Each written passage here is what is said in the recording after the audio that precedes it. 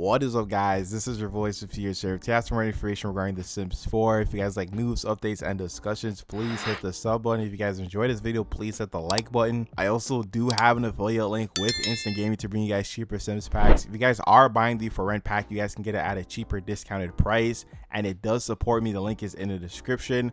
Without further ado, let's get into the content. Okay, so I recently did watch the live stream the other day recapping everything coming for The Sims 4 For Rent. There also has been a bunch of For Rent videos from other content curators on the pack. I do highly recommend you guys watch those videos so you guys can get a feel for the pack and whether or not you want to buy it. Now, I'm going to be doing a small recap of the live stream, but also talking about the content that I've seen from other game changers. There was a big issue that happened with the closed captions. There was a lot of people who had trouble hearing or just can't hear at all during the live stream, and they wanted closed captions, but it wasn't provided when the live stream happened. Now, heading on over to Twitter, Summer Sims posted saying, "Man, The Sims, I love you, but for the next live stream, can you please include captions on your stream? I'm half deaf right now and I'm struggling so bad ESP with my audio processing issues. I can't imagine how people with serious hearing issues are dealing with this right now." Then another simmer by the name Luddy Simmer, who actually is a deaf simmer, commented on this post. He says, "I've been telling them many times and sometimes they can't forget that. I was so disappointed when there were no captions on today's live stream, so I just left a few minutes ago after it started." Now, after all this happened, Shawnee, the new community manager for The Sims, posted on Discord saying, "We always plan for the developer gameplay walkthrough to have subtitles across languages, and we're investigating why they were not included. The VOD on YouTube now has English, German, French, Spanish, and Portuguese closed captioning with more languages on the way. Our team is committed to ensuring our communities can access our content at all times, and we are already reviewing how we can iterate," I don't even know what that means, "on our pre-release content with accessibility at our forefront. You can catch the VOD here." But yeah, again, it does suck because there are people out there with disabilities, and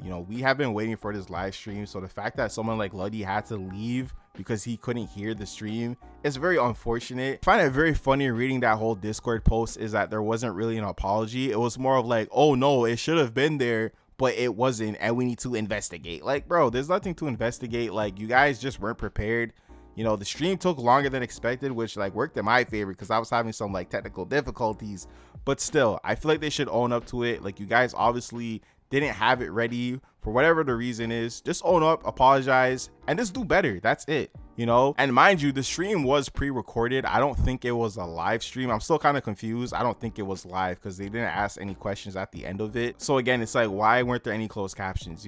So I don't know, it's just kind of like bizarre in my opinion, but hopefully they obviously fix that for the next time. Now, moving on to the stream itself and all the features coming to the pack. Before I jump into that, I want to talk about the stream in its entirety, just like my overall thoughts and opinions. I did feel like the stream was a little bit boring. I feel like the vibes were just kind of off and the energy wasn't there. I feel like they're both kind of introverted, and I feel like that's why the stream was kind of boring. The enthusiasm wasn't there. And I noticed that whenever Rebecca is showing off packs, like I remember she was in the Discover University stream. That stream in particular was very boring in my opinion. And I'm not trying to be mean, but I'm just stating the facts. I feel like they are very introverted. For those who don't know what introverted means, it's like they're kind of like to themselves and they're more like quiet. They're not like upbeat like extroverted people who are like kind of like the life of the party, who are like very outgoing. I feel like they're very soft spoken, they're very to themselves. I'm like that too, but I feel like when you're trying to show off a pack, you have to be very exciting. I feel like the stream also didn't really show gameplay. Like, they kept saying, "Oh, this can happen and that can happen and this can happen," but it's just like, okay, we've seen it in the trailer, we know it can happen, but we want to see how it happens. Like, we want to see gameplay. Again, still confused if the stream was pre-recorded or live. I'm pretty sure it was pre-recorded, like the Horse Ranch one. I said in my stream that they should have done scripted stuff. I felt like if they had like save points to where, like, for example, they said they couldn't get the moldy ass ghost to show up because they said it was like very hard to like kill the sim through like mold and stuff like that. But it's just like, okay, this is pre-recorded. Wouldn't you like, have that already ready? Like, you can have that as a save file so we can just jump to that, see like the death, then see how the ghost is, and then whatever. Like, you know what I mean? Like, I feel like it's pre-recorded, so they should already have these events set up for us so we can see it in gameplay. I feel like the mold stuff too, like they were talking about that way too long. I wanted to see the property management stuff and how that worked, and it just felt like it was just kind of all over the place, and it was like just kind of like point A to point B. There wasn't really any gameplay really being shown. So I don't know, I feel like for the next time they definitely need to organize it better. And again, it makes no sense because it's pre-recorded. Still don't know why we have pre-recorded streams. Like, are they even streams technically? Like, they're live streaming, but is it technically a live stream because it's pre-recorded? Don't know why they do that, but it just felt really bizarre. I feel like so far from what I've seen with the game changer footage, that was definitely a lot more advertising and made me kind of want to buy the pack just off their enthusiasm and gameplay. Yes, they're content creators. They do this for like a living, but I feel like you shouldn't need to use game changers because this is your product that you are trying to advertise to us. You guys should already have that enthusiasm because at the end of the day, this is your product. You're trying to sell it to us. You shouldn't be using game changers to promote your stuff. I don't want to go on a rant here, but I just want to say my 2 cents. But yeah, comment down below how you felt with the live streams. I feel like the Working Together live stream was definitely good. The Horse Ranch one was okay. This one was by far the worst one this year for sure. But yeah, just wanted to say that. Okay, now moving on to the stream itself, the first thing that they showed, I think, was cast. Now, a lot of people in my stream were saying that the cast was giving off like city living vibes. I did kind of get that vibe from it. Now, they did say the clothes were inspired by Southeast Asian modern day culture, so like what they wear now. I did like some stuff for sure, like that little purple jacket with like the shirt with the numbers on it. I think it was like a jersey. I'm not really sure. There are like maybe 1 or 2 things I would wear outside of Tamarang, but I feel like those clothes are more specific to Tamarang, and that's not a bad thing. But it did kind of give me vibes of city living. Speaking of cast, I do feel like some of the cast options were very limited to males. There was like only like 3 hairstyles and like a few clothing options, and then there was like a bunch of hairstyles for the female sims, and obviously a lot more, you know, clothing options for the female sims. So that definitely was disappointing because this is like, do you guys hate male sims? I understand that like more females play the Sims 4 nowadays. That's on you guys too. Like, you know, I felt like the Sims 2 at least was like very gender neutral. Maybe the game was targeted to more female players, but I feel like back in the day, Sims 2 was like more gender neutral. But obviously nowadays, the Sims 4 is catered to like a more female audience. But at the end of the day, female and male simmers alike, like myself, want more male options for our male sims because it's been lacking. It's been lacking. I finally thought they were stepping it up after growing together. I thought the Horse Ranch stuff was really good too. So for them to kind of revert back to their old ways was kind of disappointing, but it is what it is. I don't personally like the clothing anyway, so yeah. Now, if I'm not wrong, I think there's 5 new traits and then either 5 or 4 new aspirations. A few of the traits that I've seen are the generous trait. So your sims are like, you know, more generous, like they're willing to like give money. Not gonna lie though, I feel like that's something we've seen before with the Sims 4 already. Like, what's the difference between generous and good? You know what I mean? I feel like we kind of already see that. And by default, I think you can like lend money to people, or I know you can ask for money. So it's kind of like, what's the difference? You know what I mean? Not to hate on the trait though. Like, I still want to see more gameplay of it, but it does seem something similar that we've seen. Again, not hating, just like something I've noticed. And then there's the elder trait. So the elder trait's actually very cool because it's specifically tied to elder sims. I think this is the first time ever in a Sims game where we've gotten a trait that's like tied to elders, which I think is cool. But I'm not gonna lie, I did kind of find it disappointing that you can basically make an elder from scratch in cast and then give them the wise trait. In my personal opinion, I think it would be more rewarding for your elder sims to kind of gain that trait as they go through life and they kind of meet like certain requirements to get the wise trait. I think that would be cool. And again, you can unlock the wise trait through gameplay, but I do find it kind of bizarre that you can get it just by making a elder sim. So comment down below how you guys feel about that. Like don't get me wrong, like if you're just trying to test something real quick and there's like a cheat to unlock the trait through cast, I think that would be cool. But me personally, I would want it locked to like a cheat because I want to like kind of work to getting that trait through gameplay. I feel like it defeats the purpose if you can just easily have it in cast, but that's just me. I don't know. Now there's other traits too. I don't remember all of them. I know there's like the cringe trait. I think that's more self-explanatory. They're just like cringy sims. And there's also another trait that's kind of like tied to like the Tamarang world. So it's very similar to what we got with Island Living, where it's like, oh, child of the ocean, child of like the island or something like that. It's something like that, but it's more geared towards Tamarang. And then there's the aspirations. So apparently the aspirations aren't challenging, which is really disappointing because I do feel like the aspirations in The Sims 4 are very easy. It's more of like a tutorial trying to just show you like what the world is like. So yeah, I don't know. It just feels kind of disappointing to hear that. It just doesn't really make sense to me why they keep doing that with these aspirations. I remember specifically with The Sims 2, the aspirations were very, very challenging and it was very rewarding.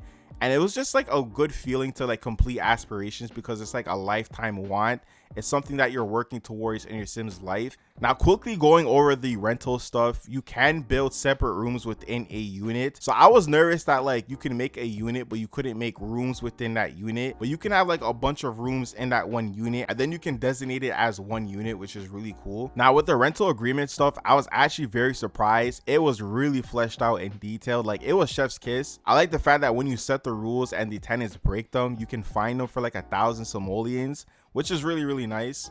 They also did mention that there's cross-pack gameplay with seasons, with the AC stuff, which is cool. And there are new lot challenges. Like, if you own property, you can put down the maintenance type of challenge.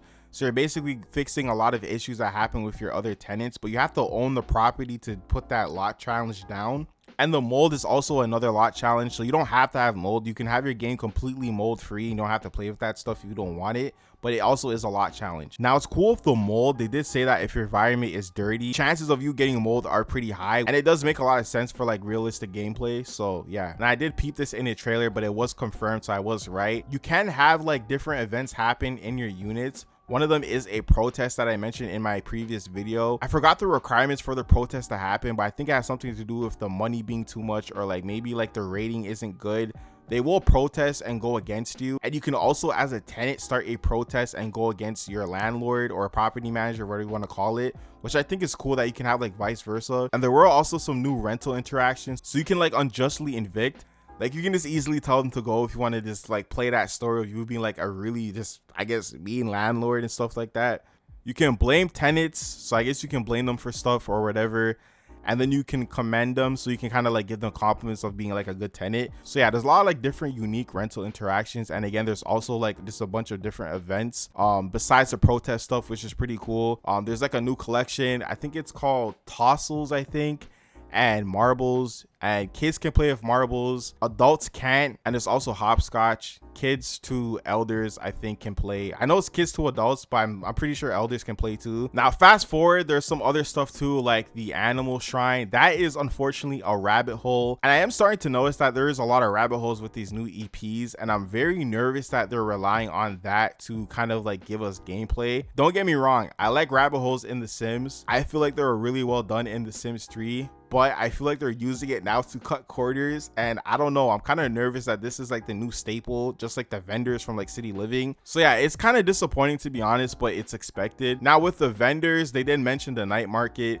The night market was very lackluster, and it was very just kind of bad. It felt like a lesser version of like the City Living festivals. This wasn't the same level as like what we got with City Living. It literally was just like the vendors opening up. They didn't even look like they were from Tomarang. They looked like they were from like, I guess, City Living or just somewhere else. You could order food, sit down and eat. There's some pretty lights. They kept mentioning the lights so many times, like, okay, we get it, there's lights, like whatever. And that was it. We didn't see any gameplay from the live stream with the botanical gardens. They just kind of said, oh, here it is. Someone in the stream said that doesn't even look like a botanical garden. I was expecting it to be a little bit more luscious and green. It looked too like clean. It looked like a light version of a botanical garden, so I don't really know. Now, lastly, the snooping stuff. I think that was like the highlight for me outside of like the rent stuff. You can break into any Sims home. So if you want to go to Vlad's house with the klepto trait, if you combo that together, you can steal Sims stuff. And there's like a timer before they get home. So I thought that was pretty cool. And you can like find out secrets too and use that against them later. Now, I didn't show any like gameplay of like blackmailing Sims, but I'm pretty sure you can extort them for money, because that was a interaction that we seen in the trailer, the first trailer. So yeah, we don't have burglars, unfortunately. Again, I think that should come in a base game update, but this is like the next best thing. And it's not bad. I think it's pretty cool. And it does open doors for like a lot of different gameplay.